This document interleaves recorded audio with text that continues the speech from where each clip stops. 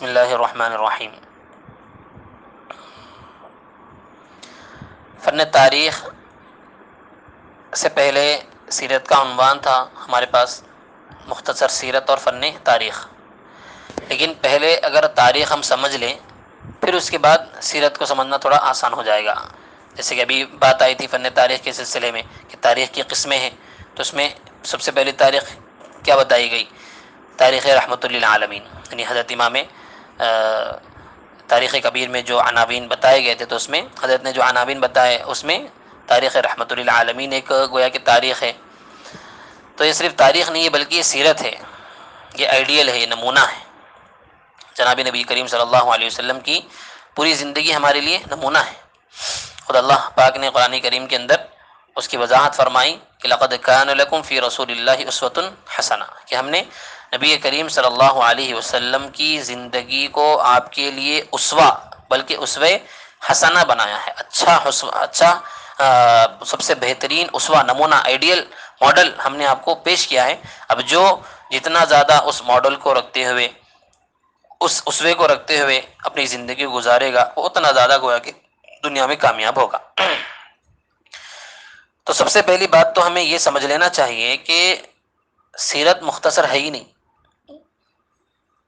ہم جتنا بھی ہم بیان کر لیں وہ مختصر ہی سے ہو۔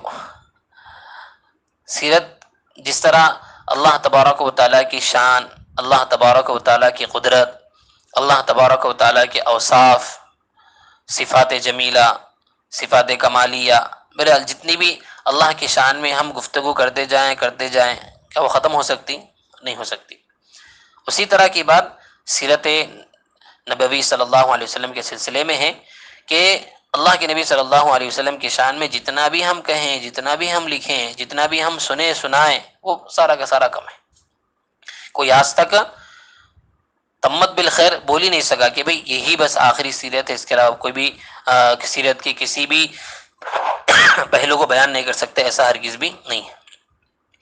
قرآن کریم میں اللہ تبارک و تعالیٰ نے اپنی شان بتاتے فرمایا کہ اگر سارا سمندر کو میں کیا کر دوں، سیاہی بنا دوں، اور سارے درخت قلم بن جائیں، اور پھر انسان اللہ کی تعریف بیان کرنا شروع کرے تو سارے سمندر ختم ہو جائیں گے، سارے درخت ختم ہو جائیں گے، لیکن اللہ کی تعریف ختم نہیں ہو سکتی۔ اسی طرح کی بات سیرت کے سلسلے میں ہے۔ کیوں؟ اس لیے کہ اللہ تبارک و تعالیٰ نے جناب نبی کریم صلی اللہ علیہ وسلم کو اپنے بعد سب سے بڑا مقام عطا فرمایا ہے۔ اس کی وجہ یہی تھی کہ جناب نبی کریم صلی اللہ علیہ وسلم نے اپنی زندگی میں جتنی تکلیفیں، جتنی اذیتیں برداشت کیں اتنی کسی نبی نے برداشت نہیں فرمائی۔ خود نبی کریم صلی اللہ علیہ وسلم نے اپنی زبان سے یہ فرمایا کہ سارے انبیاء کی تکلیفیں ایک جگہ رکھ دی جائیں اور میری تکلیفیں ایک جگہ رکھ دی جائیں تو میری تکلیفوں کا پلڑا کیا ہو جائے گا؟ بھاری ہو جائے گا۔ حالانکہ اگر دیکھا جائے تو جناب نبی کریم صلی اللہ علیہ وسلم کی زندگی سب سے کم ہے نبوت کے اعتبار سے، اور اللہ کے پیغامات کو پہنچانے کے اعتبار سے کتنے سال ہیں؟ 23 سال ہیں۔ لیکن وہ کیا وجوہات تھے کہ جن کی وجہ سے اللہ کے نبی صلی اللہ علیہ وسلم نے یہ بات بیان فرمائی؟ تو اس لیے اللہ تبارک و تعالی نے نبی کریم صلی اللہ علیہ وسلم کی ان تکالیف کو برداشت کرنے کی وجہ سے یہ ثمر عطا فرمایا کہ دنیا میں بھی تسلی کے لیے معراج عطا فرمائی، اور اللہ تبارک و تعالی نے آپ صلی اللہ علیہ وسلم کے مقام کو ہمیشہ کے لیے بڑا کر کے رکھ دیا۔ اس کی ایک وجہ یہ ملتی ہے، سورہ کوثر میں ہمیں اس کا پتہ چلتا ہے، انا اعطیناک الکوثر فصل لربک وانحر ان شانئک هو الابتر۔ اللہ پاک نے اس میں خوشخبریاں نبی کریم صلی اللہ علیہ وسلم کو دو بڑی بڑی خوشخبریاں عطا فرمائیں۔ ان میں سے ایک یہ تھی کہ نبی کریم صلی اللہ علیہ وسلم کو کفار مکہ ابتر کہا کرتے تھے۔ ابتر کا مطلب ہوتا ہے بانج، یعنی جس کی نسل آگے نہ بڑھے۔ آپ کو عقائد میں جب نبی کریم صلی اللہ علیہ وسلم انبیاء کے عقائد بتائے گئے تو اس میں بتایا گیا تھا کہ آپ صلی اللہ علیہ وسلم کی نرینہ اولاد باقی نہیں رہی۔ اللہ پاک نے ان کو بڑے ہونے بھی نہیں دیا، بلکہ 1 سال، 1.5 سال، 2 سال جو بھی مدت تھی اس میں اللہ پاک نے ان کو اپنے پاس بلا لیا۔ تو اس کی وجہ کیا تھی؟ اس کی وجہ یہ تھی کہ عام طور سے انبیاء کی جو اولادیں زندہ رہتی تھی تو انبیاء کے بعد ان کی اولاد کو بھی کیا بنایا جاتا تھا؟ نبی بنایا جاتا تھا۔ بے شمار مثالیں ہیں. حضرت ابراہیم علیہ السلام کی اولاد انبیاء تھی. حضرت یعقوب علیہ السلام کی اولاد کیا تھی؟ انبیاء تھی. تو اگر نبی کریم صلی اللہ علیہ وسلم کی اولاد بھی اگر باقی رہتی تو لوگوں کو یہ شبہ ہو جاتا کہ آپ کے انتقال کے بعد اب آپ کی اولاد کیا ہے؟ نبی ہے.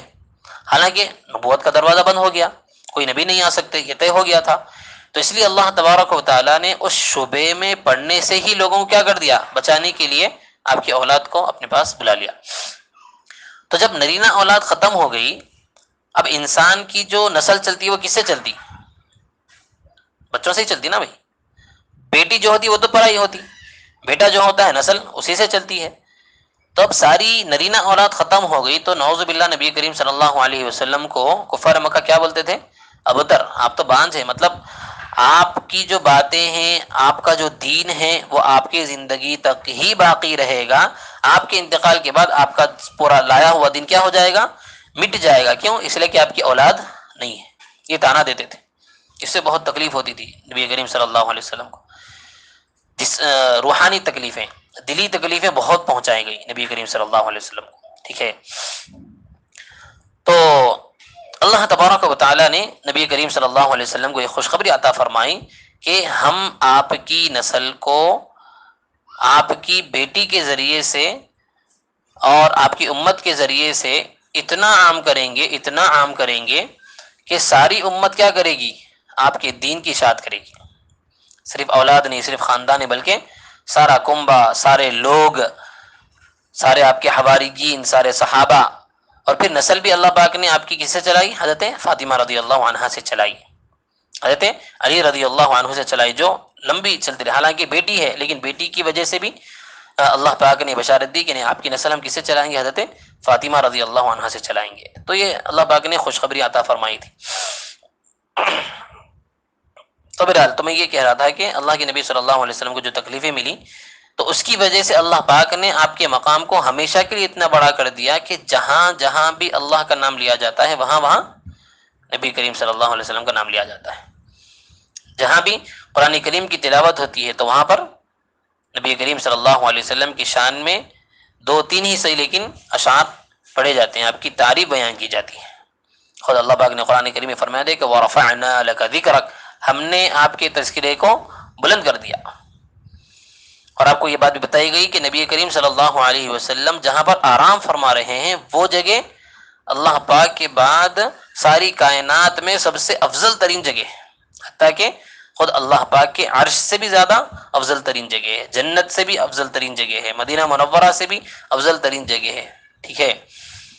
تو آپ اندازہ کریں کہ نبی کریم صلی اللہ علیہ وسلم بھی انسان ہیں لیکن اللہ پاک نے کتنا بڑا مقام عطا فرمایا ہے، کتنی بڑی ان کی شان اللہ پاک نے بیان فرمائی ہے. تو یہ ایسے ہی نہیں ہوا بلکہ نبی کریم صلی اللہ علیہ وسلم کی اتنے مختصر سے وقت میں اللہ پاک کے دین کی اشاعت اور اس پر پہنچنے والی پریشانیوں، مصیبتوں، اذیتوں اور پھر اپنی زندگی میں عبادتوں کے اندر حد درجہ اہتمام کی وجہ سے اللہ پاک نے یہ مقام اللہ کے نبی صلی اللہ علیہ وسلم کو عطا فرمایا ہے. تو سیرت کو ہم مکمل بیان نہیں کر سکتے، اتنے پہلو ہیں سیرت کے، اتنے پہلو ہیں کہ بولتے جائیں تو آدمی کی زبان بند ہو جاتی ہے، اس کا علم بند ہو جاتا، لیکن کما حقہم اس کا حق ادا نہیں کر سکتے. تو اس لیے سیرت کی اہمیت کو جگانے کے لیے عنوان رکھا گیا ہے کہ سیرت کی اہمیت کو ہمیں سمجھنے کی ضرورت ہے. آج ہم اپنی زندگیوں میں nursery, PP1، PP2، LKG، 2 UKG سے لے کر 12، 13، 14 پورا بہرحال BCom فلاں کیا ہم انگریزی تعلیمات پڑھ لیتے ہیں، ہم ہو یا دیگر مسلمان طبقہ ہو، لیکن ان کے اتنے بڑے عرصے میں سیرت کی کتاب ان کی زندگی میں ہمیں نہیں ملتی کہ سیرت کی چھوٹی کتاب انہوں نے اپنے اس اتنے بڑے ذخیرے میں، اتنے بڑے کتابوں کے بیچ میں انہوں نے رکھی ہو اور سیرت کی کتاب پڑھی ہو. کہاں ہے؟ بہت کم گھرانے ایسے ملیں گے جن کے گھروں میں کیا ہے سیرت کے پڑھنے کا مزاج ہو، سیرت بھی وہ پڑھتے ہوں، ان کے والدین انگریزی تعلیم کے ساتھ ساتھ انہیں دینی تعلیم بھی پڑھاتے ہیں اور پھر خاص طور سے سیرت احادیث کا بھی اس میں وقت رکھتے ہیں. یہ الا ماشاء اللہ. تو بھئی جب ہماری زندگی میں سیرت ہی نہیں ہے تو ہماری زندگی کامیاب ہو سکتی نہیں ہو سکتی۔ اللہ پاک نے کامیابی کا پورا دار و مدار نبی کریم صلی اللہ علیہ وسلم کے حسن پر رکھا ہے، اسوے پر۔ جب اسوہ معلوم ہی ہم کو نہیں ہے تو چلنا ممکن ہے نہیں ہے۔ دنیا بھر کے جتنے ماڈلز دنیا میں آتے رہتے ہیں، مردوں کی شکل میں، عورتوں کی شکل میں، سب کا علم ہمیں ہوتا ہے کہ بھئی اس کا کیا نیو فیشن ہوا ہے، فلاں ہے فلاں ہے، وہ کیا چیز سے مشہور ہو گیا، چلو ہم بھی وہ استعمال کریں گے، ہیئر کٹنگ کے ذریعے سے ہو، لباس کے ذریعے سے ہو، فلاں ہو، لیکن جو ہمارے اسلام کے جو سب سے بڑے ہیرو ہیں ان کا ہی ہمیں علم نہیں ہوتا ہے۔ آپ صلی اللہ علیہ وسلم کی ولادت سے پہلے کے کیا واقعات ہیں، کس زمانے میں آپ کی ولادت ہوئی، آپ کے آنے سے پہلے کا زمانہ کتنا خطرناک تھا، زمانے جاہلیت کا زمانہ جسے کہا جاتا ہے۔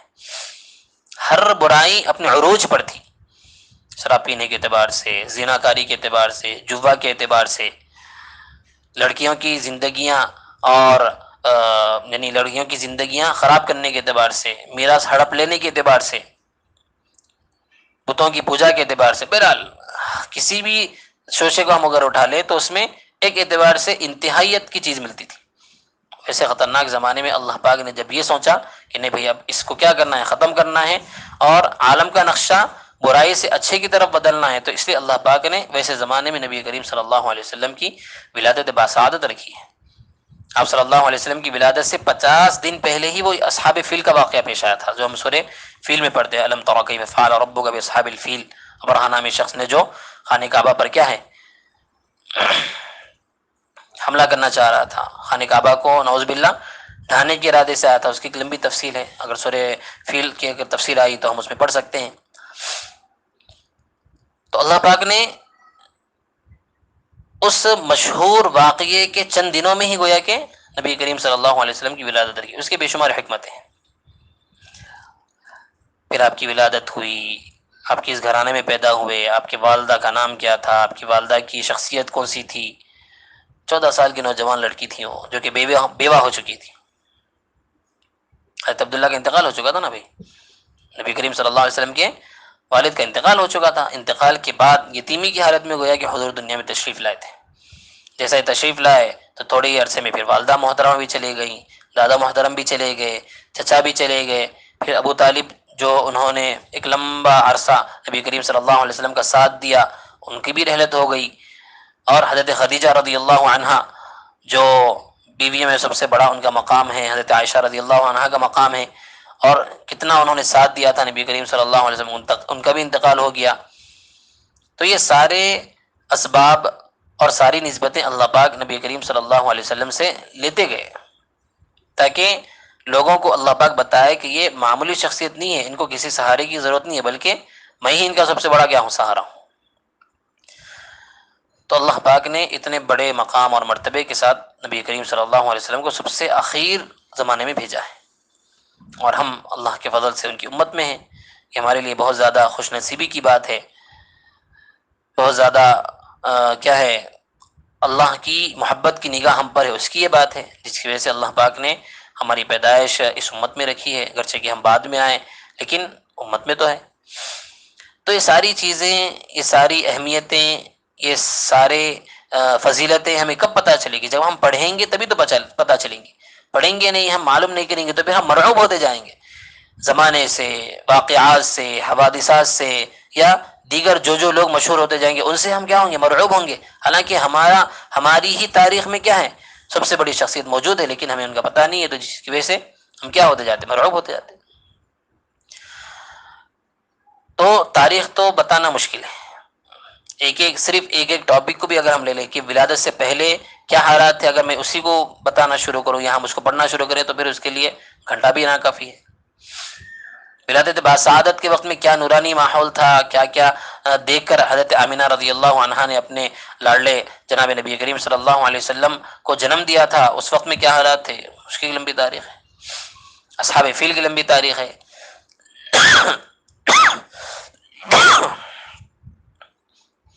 آپ کے نبی بنائے جانے سے پہلے آپ کی زندگی کا کیا حال تھا، کیسی زبانی گزری، کیسا بچپنا گزرا، بے داغ زبانی، بے داغ بچپنا۔ حالانکہ وہ زمانہ پورا کفر و شرک کا تھا۔ کیا نبی کریم صلی اللہ علیہ وسلم کو معلوم تھا کہ میں نبی بنائے جانے والا ہوں؟ نہیں معلوم تھا۔ 40 سال جب ہوئے غار حرا میں جب تھے تو اچانک حضرت جبرائیل علیہ الصلوۃ والسلام آئے اور آپ کو نبوت کی بشارت دی. اس سے پہلے تو آپ کو معلوم نہیں تھا، لیکن اس کے باوجود اللہ پاک نے کیسی تربیت فرمائی کہ نبوت سے پہلے ہر آدمی آپ کو کیا بولتا تھا؟ سچا بولتا تھا، صادق، امین، امانت دار، پاکیزہ. کسی نامحرم کو دیکھے نہیں ابھی تک. کون بول رہے ہیں؟ جو آپ کے دشمن بن گئے نبوت کے بعد، دشمن بننے کے باوجود بھی گواہی دیتے تھے. تو جوانی کے حالات سے، آپ کے بچپنے سے کیا ہم کو اسباق ملتے ہیں؟ کیا ہمیں سبق سیکھنا چاہیے؟ ہمارا بھی بچپنا ہے، ہماری بھی جوانی ہے، ہمارا بھی بڑھاپا ہے، ہماری بھی وہی عمریں ہیں، ہماری بھی وہی زندگیاں ہیں، ہمارے بھی وہی کام ہیں.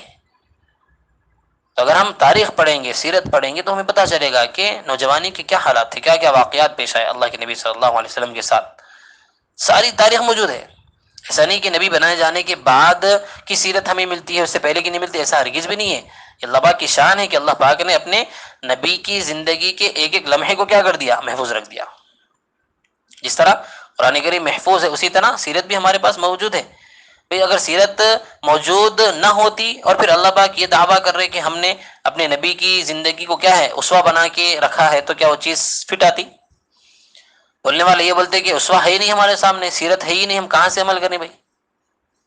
تو پتہ چلتا ہے کہ قرآن کریم میں جب اللہ پاک نے یہ بات بتلا دی ہے کہ ہم نے نبی صلی اللہ علیہ وسلم کے زندگی کو آپ کے لیے اسوہ بنایا ہے، تو اس سے پہلے گویا کہ اللہ تبارک و تعالیٰ نے آپ کے اسوے کی حفاظت کا گویا کہ سامان پیدا کر دیا. وہ ساری سیرت ہمارے پاس موجود ہے، آپ کے ولادت سے پہلے سے لے کر آپ کے انتقال اور بعد کی ساری ساری چیزیں ہمیں تاریخ میں ملتی ہیں. آپ صلی اللہ علیہ وسلم کا مزاج کیا تھا؟ آپ صلی اللہ علیہ وسلم کا مزاج یتیموں سے مدد کرنے کا تھا، یتیموں کی مدد کرنے کا، غریبوں کی مدد کرنے کا، بوڑھوں کو سہارا دینے کا. کب؟ نبی بنائے جانے سے پہلے. جب نبوت ملی تھی، اللہ کے نبی صلی اللہ علیہ وسلم کو پہلی مرتبہ حضرت جبرائیل علیہ الصلوۃ والسلام کو دیکھے ڈر گئے، بخار طاری ہو گیا، گھر پر آئے.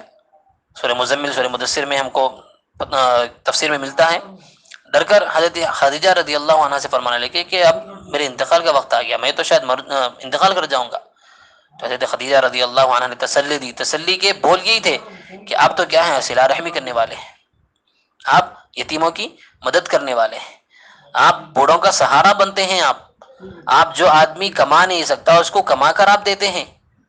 تو کیا اللہ پاک ایسے آدمی کو ایسے ہی ضائع کر دیں گے؟ تو کیا یہ اوصاف ہمارے اندر ہے؟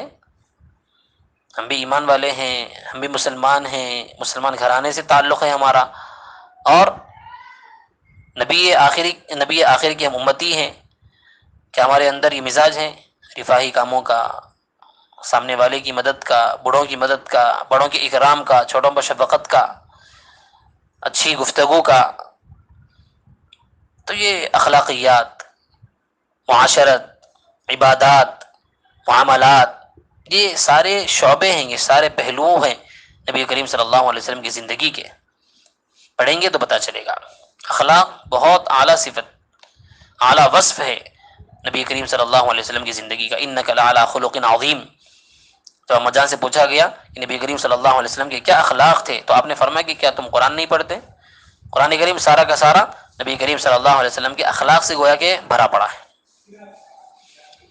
اخلاق کسے بولتے ہیں؟ اخلاق کی ابتدا ہوتی ہے کہ آدمی کسی کو تکلیف نہ پہنچائے، اور اخلاق کی انتہا ہوتی ہے کہ اگر سامنے والے سے تکلیف پہنچے تو آدمی اس کا بدلہ نہ لے بلکہ معاف فرما دے. یہ اعلیٰ گویا کہ درجہ ہے اخلاق کا. تو یہ ساری چیزیں ہماری زندگی میں تبھی آ سکتی ہے جب ہم پہلے اس کے متعلق علم حاصل کریں. علم اگر ہم حاصل کریں گے، ہمیں معلوم ہوگا کہ سیرت کیا ہے، سیرت کے پہلو کیا ہے، سیرت کی تاریخ کیا ہے، سیرت کی تفصیل کیا ہے. تو تب آدمی جب پڑھنے لگتا ہے تو پھر پڑھنے کی وجہ سے، معلوم کرنے کی وجہ سے اب اس کے دل میں پھر جذبہ پیدا ہونے لگتا ہے، داعیہ پیدا ہونے لگتا ہے. کیسے حالات چل رہے دنیا میں، خاص طور سے نوجوانوں کے سلسلے میں. اللہ اکبر. بہت سارے گھرانے، ان کے والدین اپنے نوجوان بچوں سے پریشان ہیں. کیوں؟ خطرناک برائیوں میں، خطرناک عادتوں میں ملوث ہیں. ایسے عادی ہو گئے کہ گھر والوں کو قتل کرنے بھی تیار ہے اگر ان کو وہ چیز نہ ملے.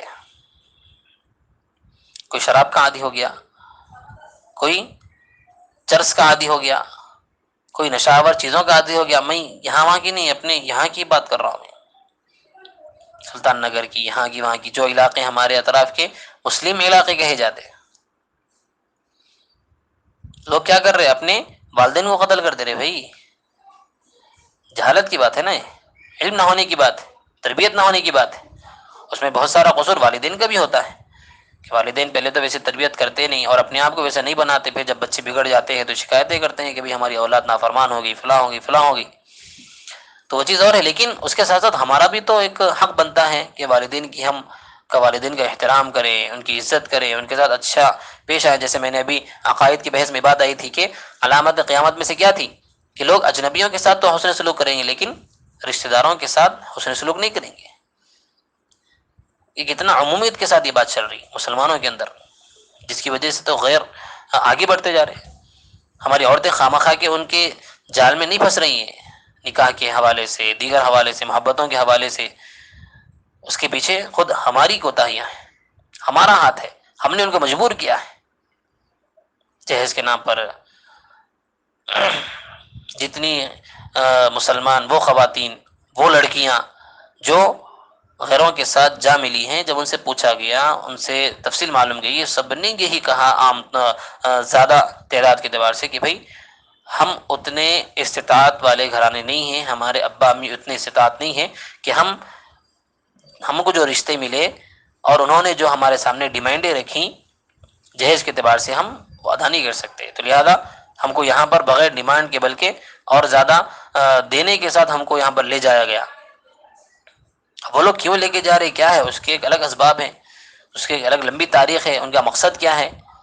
ان کا مقصد صرف اور صرف کیا ہے؟ ایمان سے مسلمانوں کو نکالنا ہے.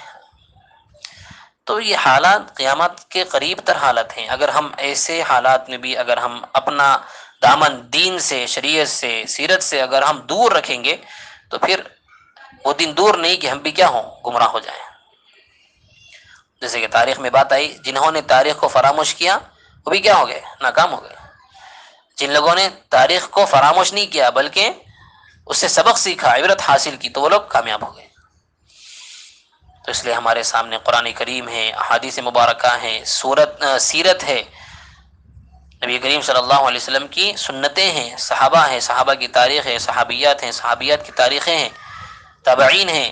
ایک لمبی ایک فہرست ہے ہمارے سامنے. اگر ہم ان کو پڑھیں، اپنی زندگی میں کچھ ٹائم اس کے پڑھنے کا معمول اگر ہم بنائیں سیرت کا انشاءاللہ، تو امید ہے کہ اس کے ذریعے سے ہمارا ایمان کیا ہے، روز بروز بڑھتا ہی رہے گا، کم نہیں ہوگا. اور پھر اس کے پڑھنے کی وجہ سے جو اثرات ہماری زندگی میں آنا چاہیے وہ اثرات پھر ہم دیکھیں گے.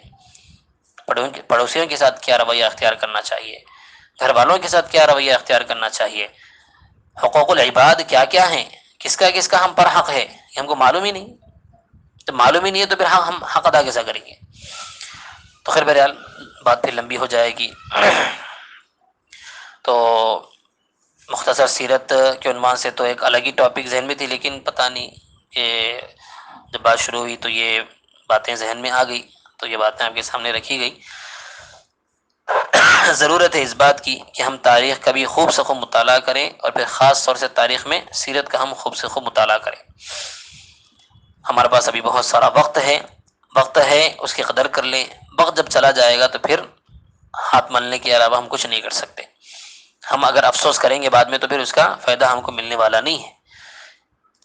وقت جب چلا جاتا ہے تو پھر ہاتھ آتا نہیں ہے. وقت ہی ایک ایسی چیز ہے کہ ایک مرتبہ نکل جائے تو پھر دوبارہ وہ آ ہی نہیں سکتا، وہ چیز مل ہی نہیں سکتی. جو سیکنڈ ہماری زندگی کے چلے گیا وہ آ سکتا؟ آ ہی نہیں سکتا. سونا ختم ہو گیا، سونا گم گیا، چاندی گم گئی، آ سکتی. گھر آپ کا برباد ہو گیا، گھر آپ کو مل سکتا ہے. نکاح آپ کا ٹوٹ گیا، دوبارہ نکاح کر سکتے ہیں. ٹھیک ہے، بعض چیزیں ایسی ہیں جو دنیا میں ایک ہی بار آپ کو ملتی ہیں. والدین ایک ہی بار ملتے ہیں، بار بار آپ کو والدین نہیں ملتے. تو اسی طرح وقت یہ ایسی تلوار ہے کہ جب ایک مرتبہ نیام سے نکل جاتی ہے تو پھر دوبارہ نیام میں وہ داخل نہیں ہو سکتی. اللہ پاک نے ہم کو ایک بہت بڑا اچھا موقع دیا ہے وقت کی شکل میں. ہمارے جو بھی کام ہیں، ہماری جو بھی مصروفیتیں ہیں، ان کے ساتھ ساتھ اگر ہم اپنا زندگی کا کچھ وقت کچھ لمحات اگر ہم دینداری سے جوڑ کر رکھیں گے، قرآن سے، حدیث سے، سیرت سے اگر ہم جوڑ کر رکھیں گے تو انشاءاللہ ہماری زندگیاں گمراہی کی شکار نہیں ہوں گی۔ اور یہ زمانہ گمراہیوں کا زمانہ ہے، فتنوں کا زمانہ ہے، آدمی کب فتنے میں پڑ جائے گا معلوم نہیں۔ حدیث پاک میں جو بات ملتی ہے کہ آدمی صبح ایمان والا تھا، شام میں کیا ہو گیا؟ کافر ہو گیا۔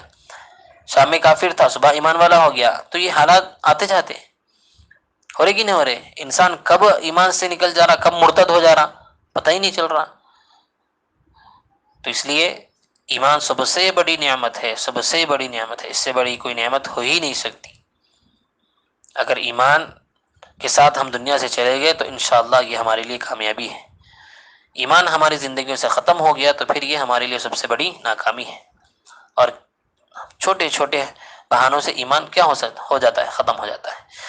خیر اللہ پاک کہنے سننے سے زیادہ عمل کی توفیق نصیب فرمائے۔ تاریخ جو ہم نے کچھ تھوڑا سا اس کا مواد پڑھا، اس پر بھی اللہ پاک صحیح سمجھ کر خوب سے خوب تاریخ کا علم حاصل کرنے کی، فن حاصل کرنے کی اللہ پاک ہمیں توفیق نصیب فرمائے، اور سیرت کو اپنی زندگیوں کا نمونہ بنانے کی اور اپنی زندگی کے ہر موڑ پر سیرت کو ہی سامنے رکھ کر چلنے کی اللہ پاک ہم سب کو توفیق نصیب فرمائے، ایمان کے ساتھ خاتمہ نصیب فرمائے۔ وما علینا الا البلاغ۔